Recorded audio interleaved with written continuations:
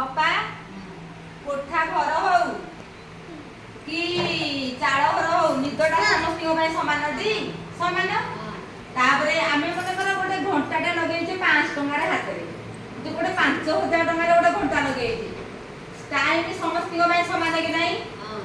ମନେକର ଆମେ ରାସ୍ତାରେ ଯାଉଛେ, ସେଥିରେ ସାଇକେଲ ଯାଉଛି, ବସ୍ ଯାଉଛି, ଟ୍ରକ୍ ଯାଉଛି, ସବୁ ଗାଡି ମଟର ଯାଉଛି, ରାସ୍ତା ସବୁ ଗାଡି ମଟର ପାଇଁ ସମାନ କି ନାହିଁ?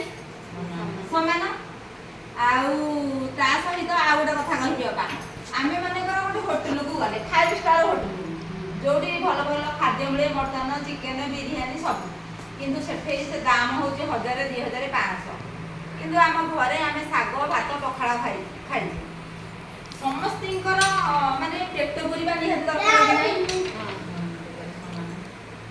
ଆଉ ଆପଣ ମାନେ ତ ମୋ ଭିଡ଼ିଓ ଦେଖୁଛନ୍ତି, ଦେଖିଲା ମାତ୍ରକେ ଆମ 3 ଜଣଙ୍କ ପାଇଁ ଲାଇକ୍ ସେୟାର ସବସ୍କ୍ରାଇବ କରିଦିଅନ୍ତୁ। ନମସ୍କାର।